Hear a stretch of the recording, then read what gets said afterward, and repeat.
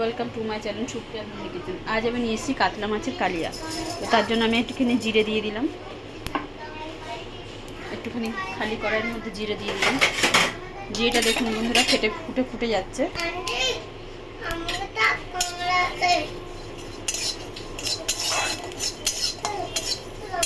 জিরে দিয়ে দিলাম, জিরেটা ফুটে যাচ্ছে। এবার এর মধ্যে আমি পেঁয়াজ দিয়ে দিলাম, তার উপরে তেল দিয়ে দিলাম। পেঁয়াজটা ভেজে দেখুন বন্ধুরা, পেঁয়াজটা আমার মোটামুটি ভাজা হয়েছে।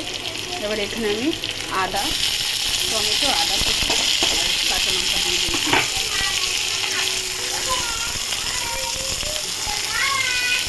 ভালো করে ভেজে নিই।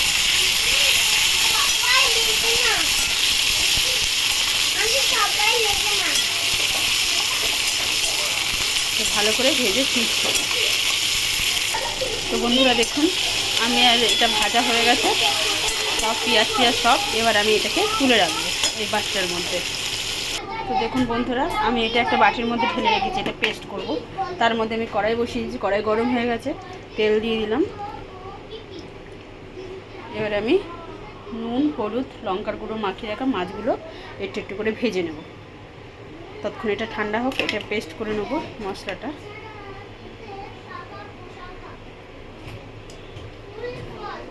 তো আমার তেল গরম হয়ে গেছে, আমি মাছগুলো দিয়ে দিলাম।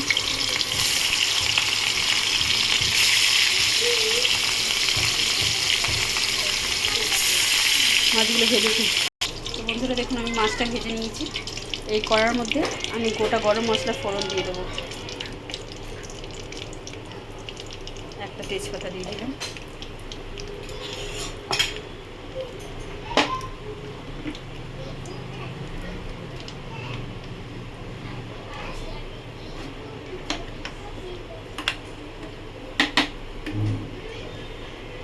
দিয়ে দিলাম।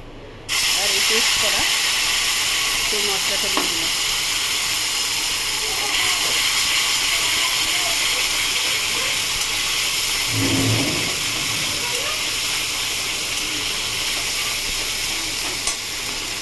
তো মশলাটা আমার আগে থেকে ভাজা ছিল, ওই জন্য আমি বেশি ভাজবো না। এর ওপরে আমি একটু লঙ্কার গুঁড়ো দিয়ে দেবো। যে যেমন ঝাল খাবে, আমরা কম ঝাল খাবে আমরা কম লঙ্কার গুঁড়ো দিই। একটু হলুদের গুঁড়ো, জিরা গোটা দিয়েছি বলে, আর জিরা দিলাম একটু ধনের গুঁড়ো দিয়ে এটাকে নাড়বো।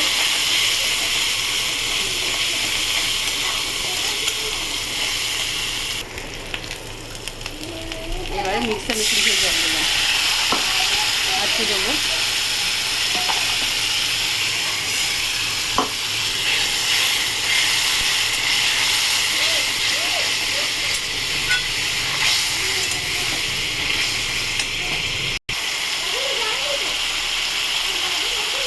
স্বাদ মতো নুন দিয়ে দিলাম, স্বাদ মতো চিনি দিয়ে দিলাম।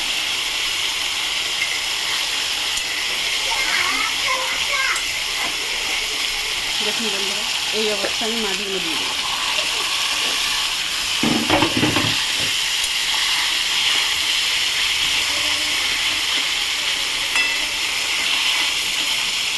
এই অবস্থা মাছগুলো এই মশলার সাথে একটু কষে নেব।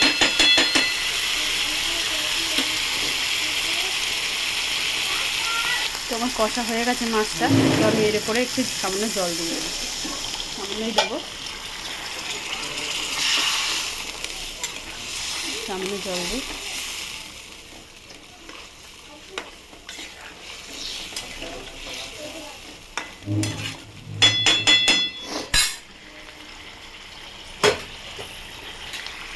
ঢাকা দেবো। তো বন্ধুরা খুলি এবার ঢাকনাটা। এখন আমার মাছের ঝোল ফুটে গেছে। এই পর্যায়ে আমি একটু গুঁড়ো গরম মশলা দিয়ে আবার ঢাকা দেবো। গুঁড়ো গরম মশলা দিয়ে আবার ঢাকা দেবো, কিছুক্ষণ পরে ফিরছি। তো বন্ধুরা দেখুন, আমি ঢাকনা খুললাম, খুলে দেখুন তো আমার রেডি হয়ে গেছে মাছের কালিয়া।